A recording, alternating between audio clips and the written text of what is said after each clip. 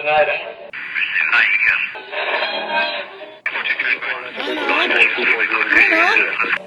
Milo, is that you? There, I think I got it.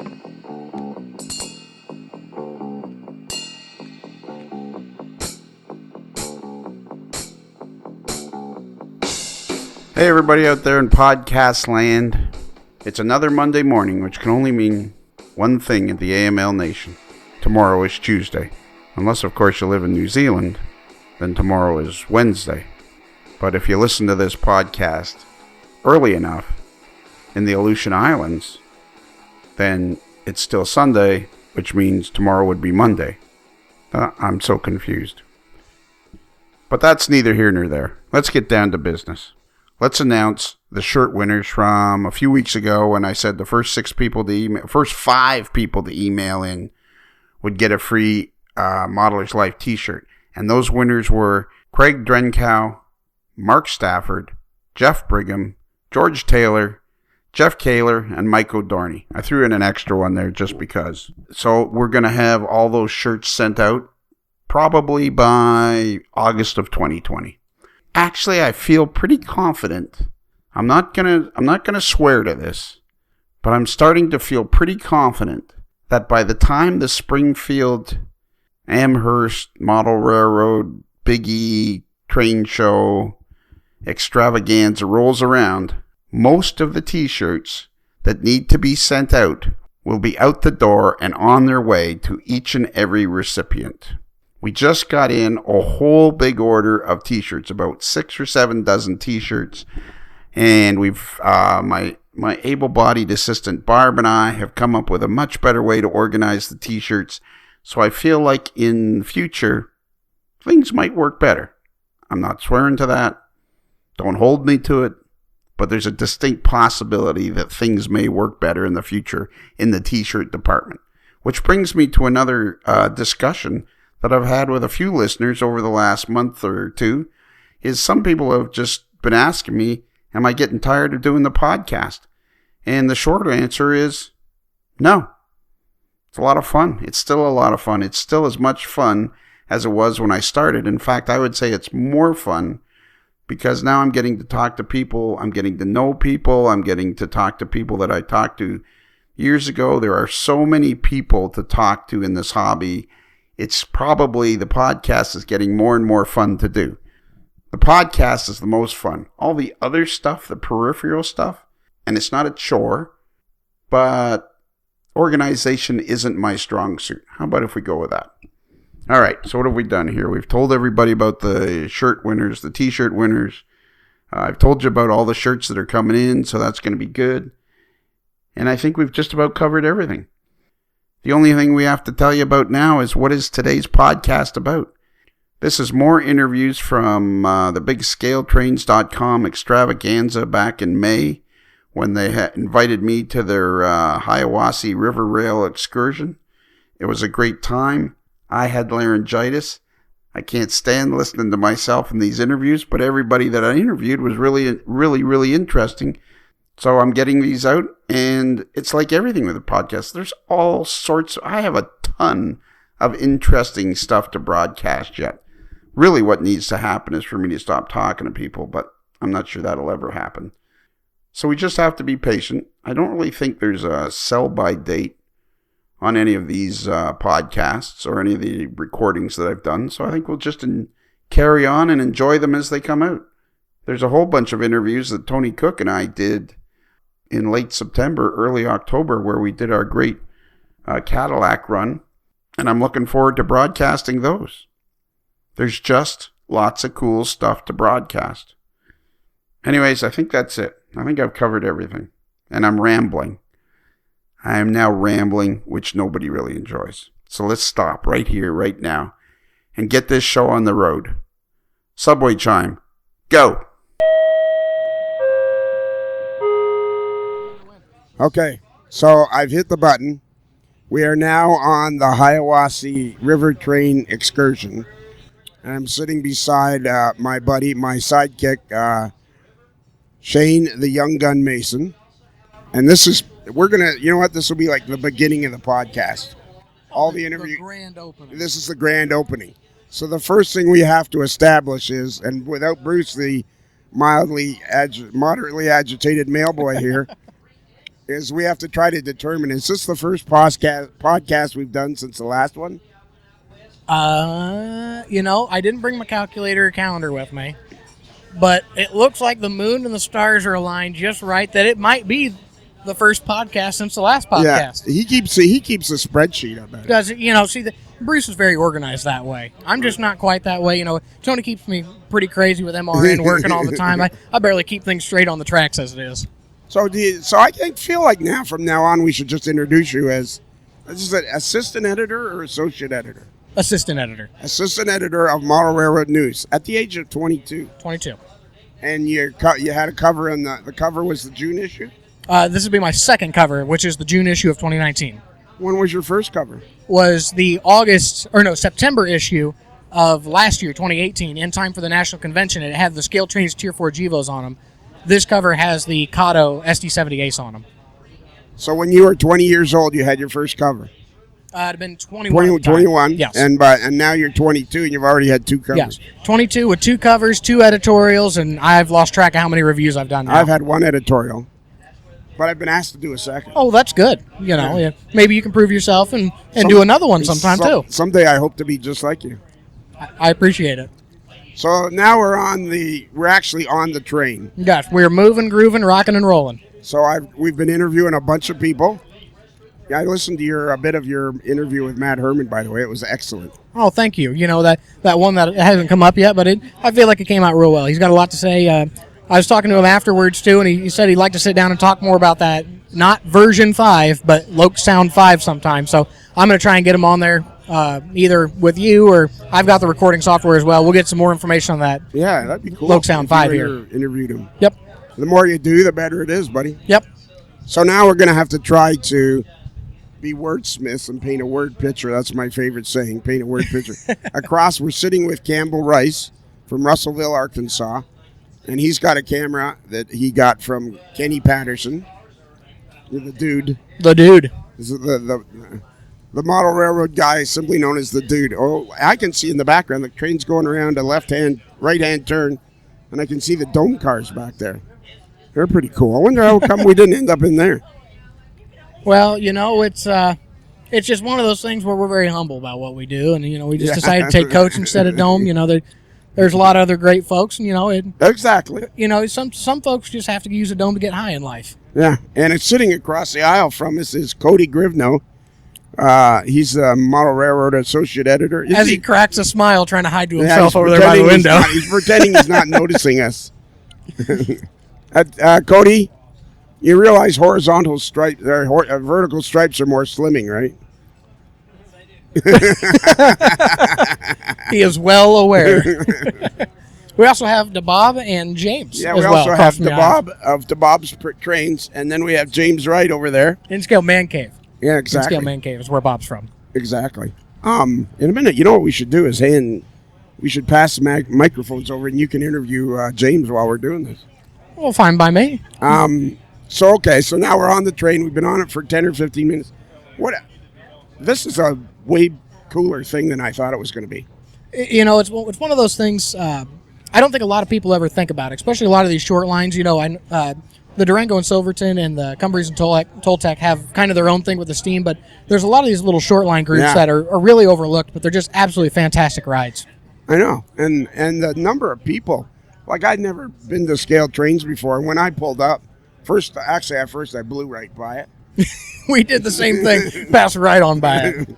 Because I thought it was more into Benton, so I just blew right by it, and I actually had this thought, I wonder what's going on over there with all those people.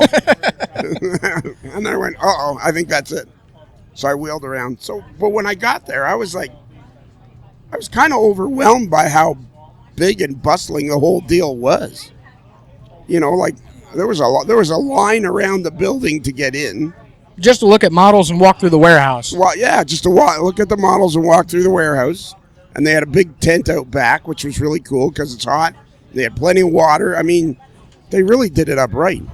I think it really shows how deep and diverse this hobby is. The fact that over almost 300 people took the time out of their day to come out and tour scale trains, ride this train as well. You know, you hear a lot of the hobbies dying, but I think it's growing, and I think this is just one example of one manufacturer getting a group of people together, let alone what you could do. You know, you look at the RPMs anymore. A lot of those RPMs don't hardly advertise. It's usually word of mouth, and that St. Louis RPM is one of my favorites. We've been the last 3 years, and we're going again this year, and you know, there's a lot of the stuff that just continues to grow, and I think a lot of people are getting away from just doing the 4x8 with a little bit of, you know, green paint on the board. You're getting a lot of these niche hobbies now. The guys that do sound or weathering or you know, detailing, and I think you're seeing the hobby get wider, not so much bigger. It's starting to spread out and cover a lot more areas because the hobby is now, you know, Matt Herman does sound decoders. George Bogatek from Soundtracks also does sound decoders, and that's one whole area of the hobby as it is. You know, let alone the scale trains guys putting together absolutely fantastic models. You know, everything just seems to be exploding in every direction. It's hard to wrangle it all in. Was it you that I was talking to quite a while ago when I was saying, you know, like you can have a 1 foot by 7 foot layout, but now that you can do so much with the locomotives with the coders and everything, that's a whole different part of the hobby almost. Oh yeah, I told Tony that. I said I'm working on a 1 foot by 8. Well, I say it's a 1 foot by 4 foot, and it's 4 modules kind of put in a U shape. And it's just a little switching layout. But what you can do with the, you know, the ESU decoders and the Soundtracks decoders, the proto throttles, you know, what used to be maybe 40 minutes of switching, and now easily takes an hour and a half to 2 hours. You know, it's improving the quality. Getting to, you know, run with that proto throttle makes everything feel so much more one-to-one. The weight is there. The realism is there. You know, it's amazing what they're starting to do in this hobby. Now, one thing, as we're talking about proto throttle, and I think we should mention, as we like to often do, Michael Peterson and Nathan Holmes, a couple of the hardest working guys in show business. Yep. They run Iowa Scaled Engineering. And then Scott Thornton, who originally came up with the idea of the proto throttle. I'm thinking he's basically dead weight over there, isn't he? Huh? I won't say anything. I think they're all great guys. Lionel's opinion expressed is solely an opinion of his own, but they're all great guys for sure. I was going to ask a really good question, and now I can't remember what it was. Well, that's not too out of the normal now, isn't it? Yeah, I know. I've had laryngitis the whole time. I listened to the interview you did with Matt Herman. It was really good. Well, thank you. I learned from the best. You're getting better and better at this. Well, you know, it's one of those things you just got to hunker down and practice and do it over and over, and it really is a repetition thing. And you have to know both when something is good and when it's not. And that's the thing is, if it's not, you're gonna have to know when to cut it and do it again. And it's just one of those things where you have to determine what your quality is and go from there. I got these better microphones for the handheld, and so I gave you the two of the older condenser mics. So now I expect you to just be pumping out interviews like crazy. Now the guy in the background's talking. We'll pause for a minute. Yeah, we just went past Flip Flop Burgers. Yeah, you think that'd be more of a pancake joint than anything, but yeah, exactly. But who am I to make fun? Why are we stopping? Are we actually going to go over the river? I'm talking to Campbell Rice now on the other side of the... He's trying to hone in. Are they actually going to put the bridge down? Are we going over the river? Campbell's shaking his head. All right, so let's wrap up. This is the beginning, so let's wrap this up. So from here on in, it'll be different interviews, me with laryngitis, a couple with you. So I'm going to let you take it away. You're going to go Subway Chime and then go. Well, I think I can handle that. All right. Well, it's been fun. We'll see you all next one. Subway Chime, go. Okay, now I'm sitting with Michael Vest. Michael Vest. How do you spell your last name? V as in Victor, E-S-T, like the vest you wear. Okay, like the vest you wear. That's a cool name. That's the kind of name you can do business with, Mike Vest. What do I do as a business? No, but it's the kind of name you could do business with, Mike Vest. Okay. And I see you're wearing a hat, 1st Infantry Division from Vietnam. From Vietnam. So, I was an 18-year-old medic 50 years ago. This month I landed in Vietnam and served in Vietnam as a combat medic with the 1st Infantry Division. I think you guys might be some of the bravest guys that ever walked the face of the planet. I'm shaking your hand right now. Thank you, sir. Thank you. I watched that Vietnam series, Ken Burn one. Yeah. Were you able to watch that? I liked the history part, but when it came to the battle scenes, I had to look away. Yeah. Look away. I think what you did was you guys were absolutely spectacular. person that inspired me, though, was, you saw Heartbreak Ridge or Yes. Hacksaw Ridge? Yes. I read his book, his life story, when I was in elementary school, Really? and said if I was ever going to go into the military, I would serve as a medic, as a conscientious objector. So I went to Vietnam and never carried a weapon the whole time I was in Vietnam. Really? Yes. Wow. You're like a hero. I'm like talking to a hero. No. Yes. I was an 18-year-old I young know, man but that still. was scared and I bet you were. doing the best job I could. I know, but still. So you stopped me because a long time ago, I got laryngitis, so you got to put up with me. I was on the Train Masters TV. Right. It was the first video I ever did, and I was with Chris Lyon. Right. And we did a video about painting backdrops, and you just showed me what you did after watching that video. We watched it, each segment of it nightly, and the next day we would go up and paint that segment until we finally got to doing the trees. Really? And my wife did the trees, and I dabbled. And then I built my tunnel out of that blue foam board. Right. And made plaster rocks. Okay, yeah. And covered it. That's pretty darn good looking. Put me a ranger station on top of it. Right.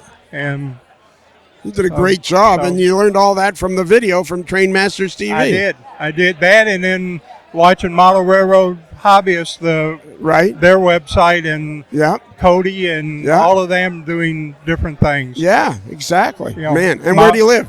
We live just north of Nashville, Tennessee. Nashville, Tennessee. Right. So do you know, what do you do for a living? What did you do? Well, I was an x-ray technologist. When I came back from Vietnam, I used my GI Bill and went to x-ray school. Right. Worked as an x-ray technologist for 47 years. Wow. And retired 2 years ago. And during the time I was working, I was building up my train inventory. So now that's my reprieve. I go into my train room, and my kids built me a 24 by 32 garage, and I said, if you build it, I got to have a train room. Wow. So the whole upstairs is model railroad. 24 by 32. Yeah. Is this your first time to scale trains? It is. It is. I have bought several of them. When they first came out with the big blow, right, I bought one. That was my Christmas present. And I've run it one time, and it just fills the whole room with noise. Right. So, so I've got it in the nice, case for it was the, what do they call it, the rivet counter,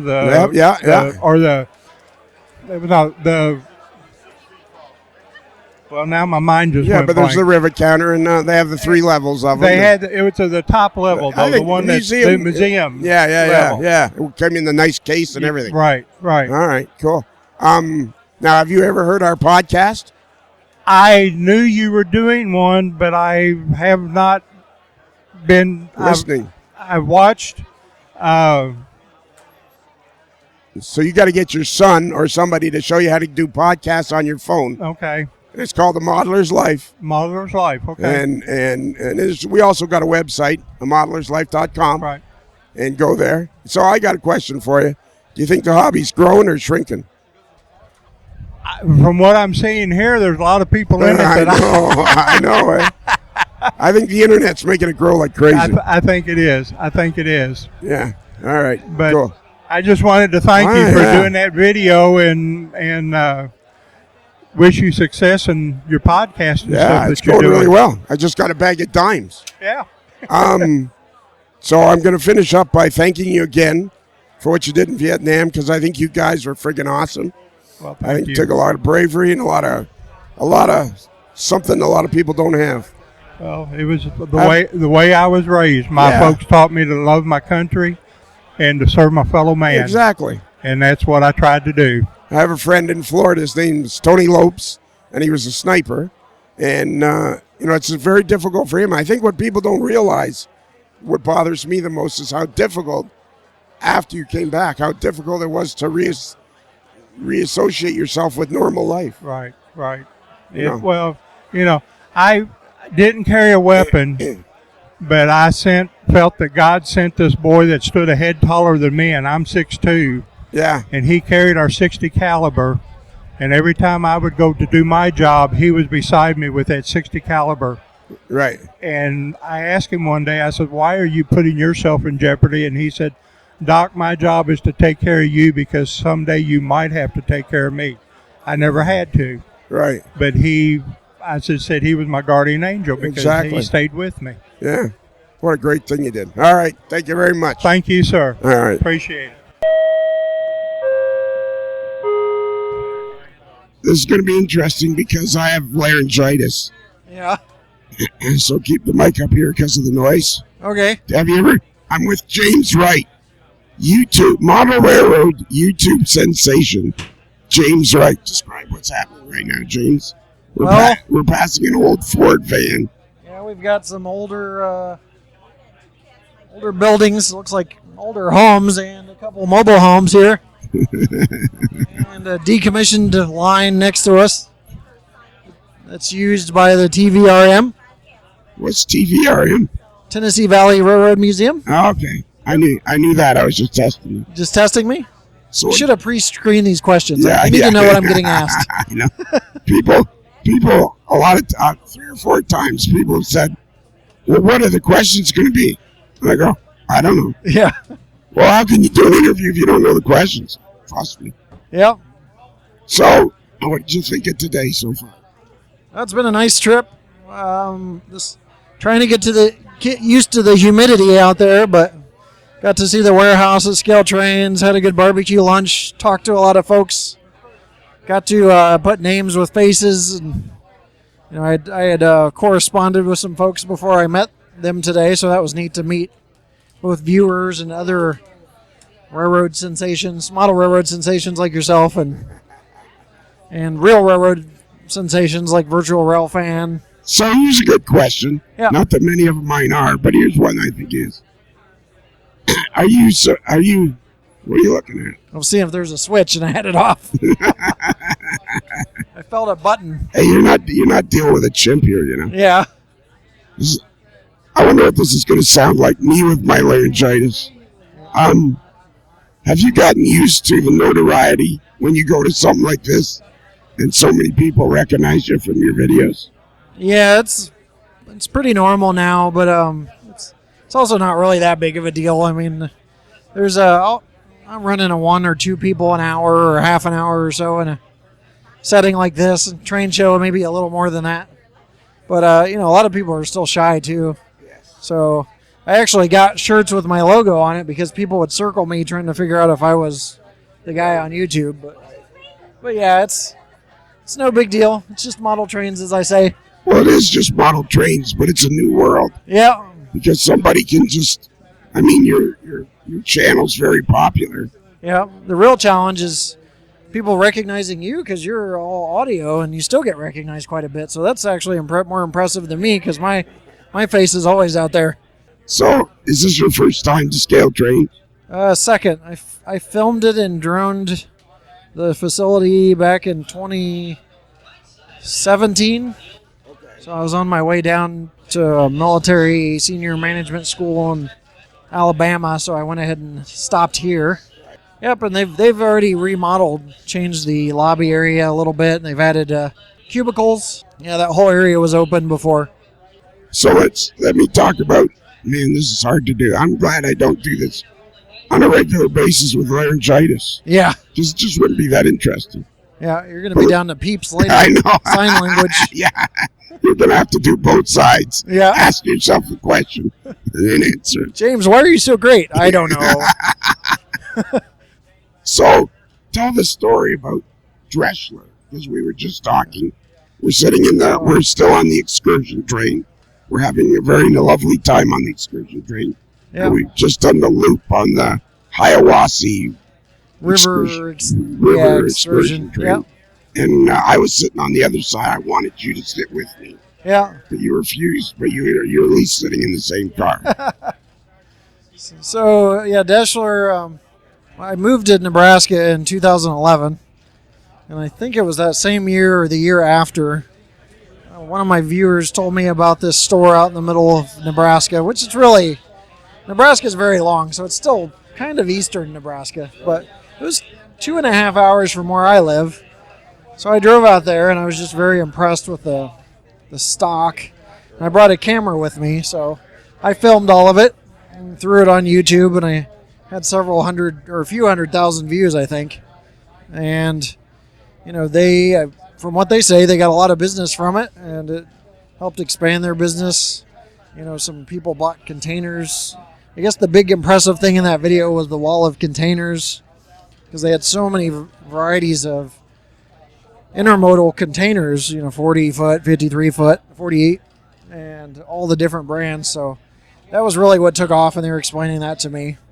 And it's just kind of evolved to where, they get a lot more traffic, and they say that the train show is kind of spun from that too, because they have a train show at the end of June that I'll be at, and they say it's kind of grown from that too. It's hard for me to tell what the videos do, because it's a really mixed result, and I really don't track it because it doesn't do any good for me. I just try to get the information out there. So now that you've been doing it, how many years? This is my 10th anniversary year. That's right. Yeah. That's right. I remember you did a 10th anniversary video. Yep. With James Earl Jones. Yeah. So, looking back over 10 years, number one, you probably can't believe it's 10 years. Yeah. What do you think is the most rewarding part of it? I really enjoy kind of giving back. So kind of off the radar, I give out a lot of train sets. I buy people trains. We do giveaways. Sometimes I pair up with Train World to do giveaways. Sometimes I give away the sets that I review if the company provides them. Right. And I've met a lot of kids that it's kind of changed their world, at least temporarily, because some of them, they either can't afford to get into model railroading and they really like to, or they, their parents try to provide a little bit, but it's so expensive, the hobby. Even the ready-to-roll sets are expensive, for a family on a tight budget. So people will message me, or I'll reach out on my Facebook page or YouTube. Sometimes we'll do giveaways, or sometimes we just get messages. Like we did just a giveaway for Train World on my Facebook page for a set, and then a young man that's actually on this train had messaged me. He had just missed it, so I got him a locomotive today, so that he can go and enjoy. He's got a club to run it on, so. It was not a rivet counter though, but it was a sound operator, so he can enjoy the hobby, have his own locomotive. So you did that out of your own pocket? Yep. So people should know more about that. Yeah, I try to, but that's the most rewarding thing, and I like to keep it somewhat under the radar. But now it's out there because you're such a sensation. Yeah. Yourself. Well, yeah, exactly. But you know what it is about video is the real person. You can't hide who you are. Yeah. And I think people should know that what they see is actually the guy. Like, you're a good guy, you're a nice guy, you're friendly. I am crabby sometimes. Well, you are crabby. I absolutely agree. When they start talking about podcast differences, Yeah. That was beautiful. I love that. Poor Ken. I think he should strictly be known in the hobby as the dude. The dude. All right. So what's in the future? Well, I'm retiring from the military next spring. How many years you got in? It'll be 20. All right. So I'm hitting the button as early as possible because I'm really looking forward to doing something different. Maybe being a bum for a couple months in between. Right. But yeah. I think you'll make a good bum. Yeah. And I'll be relocating, but I'm already talking to staffing agencies and working on. And they're like, "Calm down, James. You can't get this thing in order 10 months ahead of time." But I'm just getting the feelers out there and getting everything, sorted out. Have you thought of doing more in YouTube? It's really hard. It's Ken Patterson, for example. He works really hard, and I don't know that it would be something that I could do to that extent. And I think that extent, 60, 70, 80-hour work weeks is what's required to make a living. And then it's very hard for me to make a living because I've painted myself in this corner of product reviews. So if I said, "Hey, Scale Trains, would you like to be my sponsor?" Well, that creates an instant conflict of interest for the other companies, or So it's very difficult to do that with product reviews. If I was like a talent show, or not a talent show, but a show like Ken's, maybe, but I don't really do that. So Well, that's the reason I never. I've had a few companies want to sponsor the podcast, and I'm like, as soon as you do that, then I got to think about what I'm saying. yeah, now Train World does sponsor the channel, but Right, I understand. that covers But their store, they have a wide variety of. yeah, and they let me do a lot. I mean, they let me promote some of the small hobby shops, and they have no problem with any of that. So they've been awesome, and they're allowing me to do an additional product review once a month or so. Right. So, and then I turn a lot of the stuff that is given to Train World or provided back into trips. Like I go all over the country on trips. Yeah. Just went to Broadway Limited in Florida. I TP'd your house down there, while I was visiting. What's Broadway Limited like? I haven't been there. It's just around the corner. It's a neat little area. They've got a nice layout that loops around to their lobby. They have all their awards up front, and they've got a little retail store in there, and then the offices are upstairs. And I also did a video on the Disney Railroad and all the railroad stuff associated with Disney. Right. But I've been all over the country with different trips. I actually canceled. I was supposed to do Ogden, Utah. I canceled that. But I'm probably going to be back in Milwaukee this November just to do the People's Choice Awards again. Okay. So, yeah, it's a lot of traveling. Of all the things in 10 years that you've done, what's the one video that sticks out the most? Well, it's probably that Operation Lifesaver video, just because it was so silly, but it had the most effect. It was kind of funny. But doing the how-to videos also, even though it was like a train wreck in progress, I still made a layout operational somehow.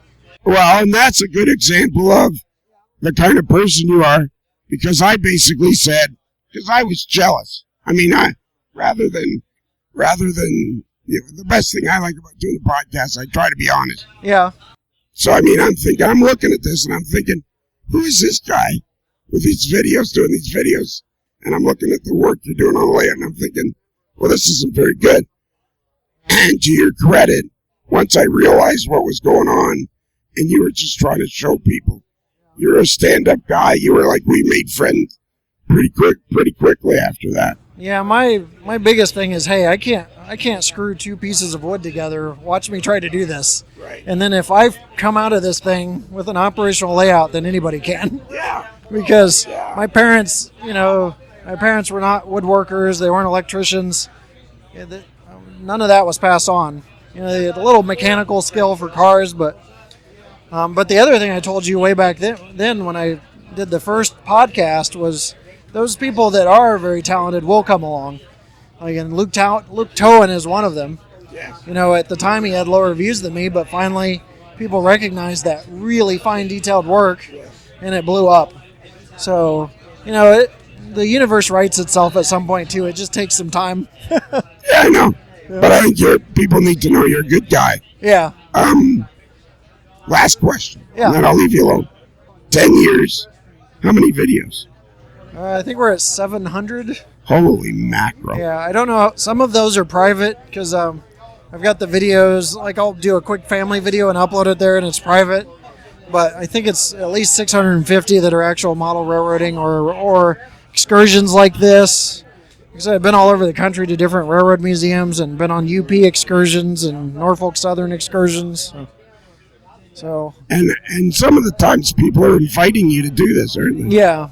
Which is pretty impressive when you think about it. Yeah, it was 2011 when I wasn't even a large channel. UP invited me to do the excursion that goes the Denver Frontiers Days, or Cheyenne Frontiers Days train from Denver to Cheyenne.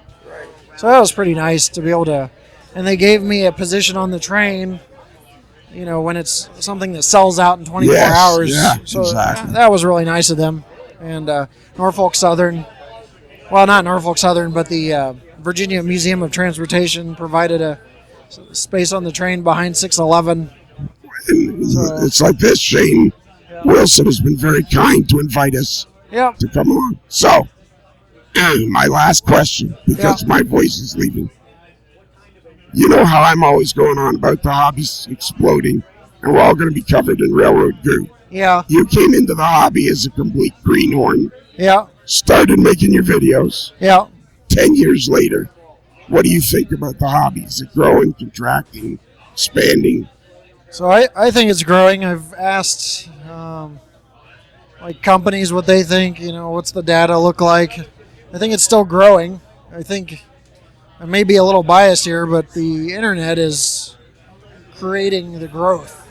So, and I still think that I'm seeing more young people replacing the folks that, either get out of the hobby or pass on fairly.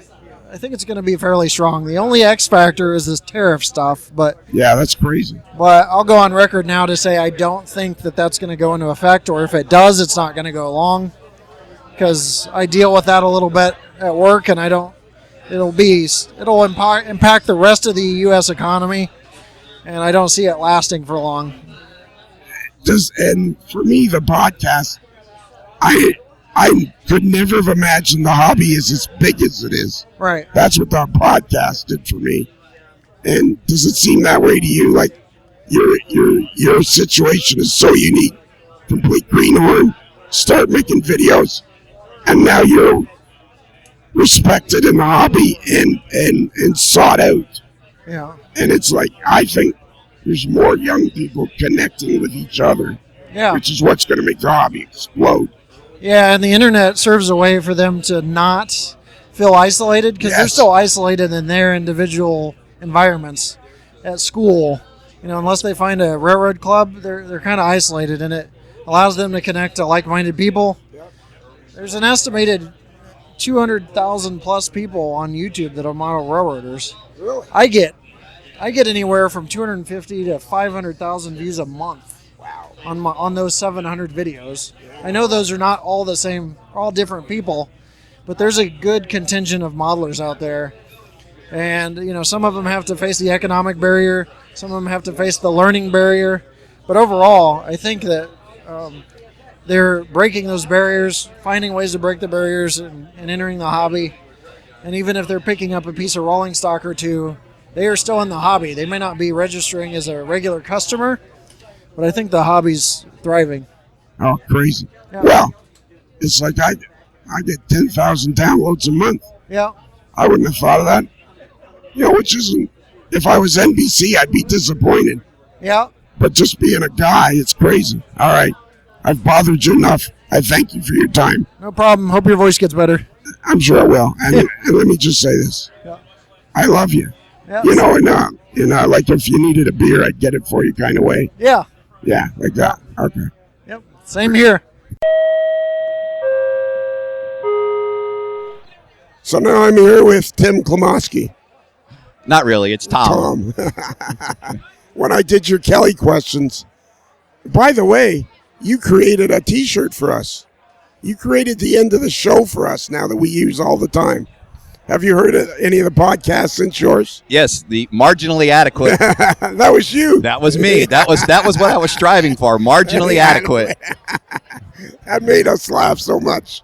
6 out of 10 doctors consider modeler's life marginally adequate. So this is pretty cool, this thing, eh? Yes. Have you ever been to Scale Trains before? No, I have not. So how far from here do you live? About 2 hours. Remember that from the interview, everything was 2 hours from Hiawassee? Yeah. Well, this was just about 2 hours away. 2 hours to Chattanooga. We're a little short of Chattanooga, so... So you're like, I'm pointing now southeast, so you're like that way? That's correct, southeast. And it's not probably 2 hours by the crow flies. Correct. How many miles would it be from here as the crow flies? I don't know straight line. I'm guessing it was probably about 80 to 100 miles, somewhere in there. Not that far away. No, not too bad. Okay, cool. So have you been inside yet? Yes, I have. I haven't got inside yet. Well, you had to stand in line. I did, and then people started talking to me, and I got distracted, so I still haven't been inside yet. But you had the VIP access pass. You could go right to the front of the line. I felt like I could have done that, but I felt like that would have been rude.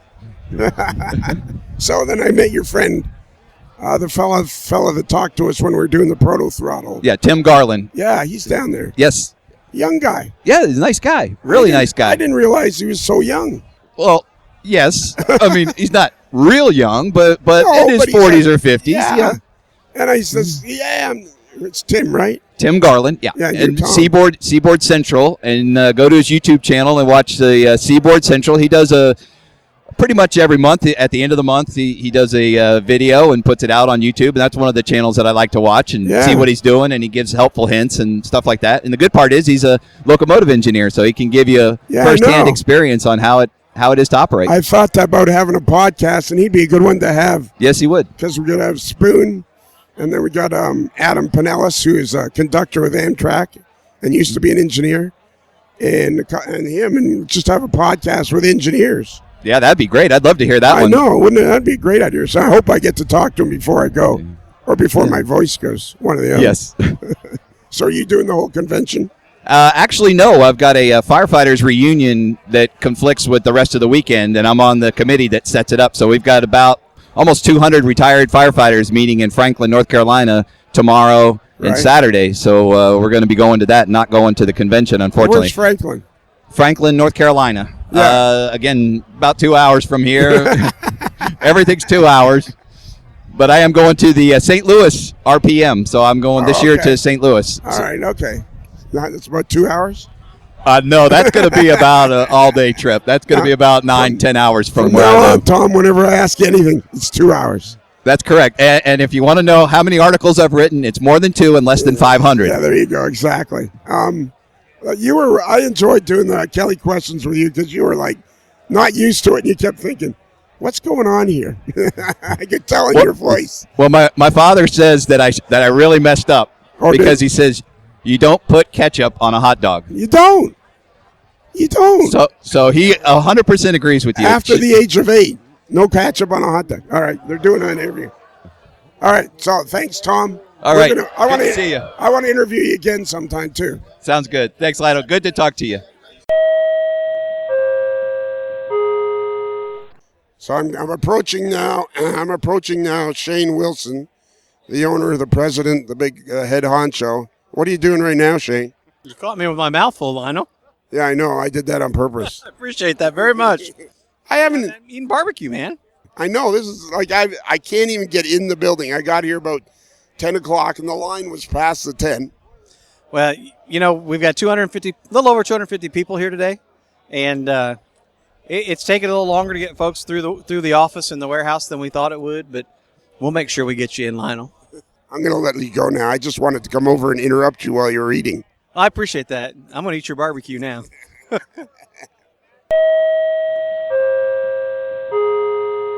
Okay, that's it. Another AML All-Star Hour with lots of cool people to talk to and lots of cool stuff to hear about and lots of cool stuff, period.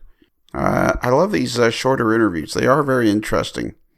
But I also like talking to people at length, too. So it's just it's a conundrum. That's what it is. It's a conundrum. It's a 1983 two-door conundrum. Fastback coupe. Anyways, Shane Wilson of ScaleTrains.com, the president of ScaleTrains.com, was very gracious to invite me down for that day. The interviews are great. I sound like crap, but that's the way it goes. And I don't think there's much more to say other than that. I think I still have 3 more interviews to broadcast from that day. It just keeps piling up and you know what it is? For those of you who live in the north, it's January. There's been a big snowstorm. You've just shoveled out your driveway, or you've used your snowblower, or you used your Jeff Brigham. You've used your tractor there in Michigan. You've cleaned the driveway. Everything's beautiful, and the snowplow comes by and fills in the end of the driveway with about 3 feet of snow. Perfect. That's what the podcast recordings are like. We have like 4 feet deep of recordings yet to broadcast. We're still digging. We're still shoveling. But that's not important. Like I say, there's no sell-by date on them. They're all interesting. So that's it. That's all I'm saying about that. We have a website, amodeler'slife.com. Go there, enjoy yourself. If you go there and click on the page, if you like these podcasts and you want more, you go there, you click on the Patreon button, just scroll down a little bit, Click on Patreon and it'll take you to another site. And for just $5 a month, you can listen to twice as many podcasts. So that's pretty cool. And we have a mailing address. It's modelerslife@gmail.com. That's modelers with one L like railroad, not two L's like Kelly. And of course, for those of you that are new to the podcast, I'm referring to the modeler simply known as Kelly. Okay, that's it. I think I've covered everything once again. Time to go home. Grab a, you know what? Why don't you stop at Five Guys Burger Shop and get some burgers for the kids, some fries for the kids, maybe a couple of hot dogs, no ketchup, a couple of hot dogs with all the fixings, and surprise the family with a really nice meal. Nobody will have to cook. You'll be a hero. And then when you're all done, you can go out and shovel the driveway. Get that job done. I think that's it. I think we're finished. So remember, a Modeler's Life podcast is considered marginally adequate by 6 out of 10 snowplow operators.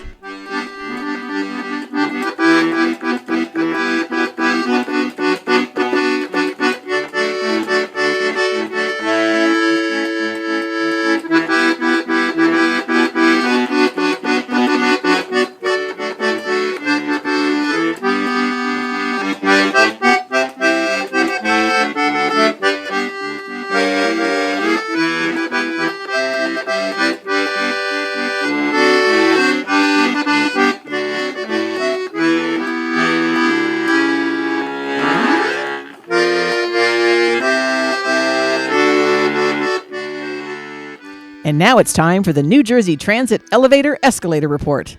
Take it away, Dave. Good morning, everybody. Today, number one here on the list is Newark Penn Station number 14. That one needs a step chain adjustment. They got to adjust the lower carriage assembly. Newark Penn Station number 8 is back in service. Secaucus 16 was out overnight for a skirt panel reset, but he's back in service too. Somerville eastbound is still out for its DCA test. We had a sump pump problem, so they should be back on that later this week. And Absecon, the lone elevator there, was out overnight. Somebody held the doors open too long, and it's back in service as of this morning. It's another Lincoln Homer.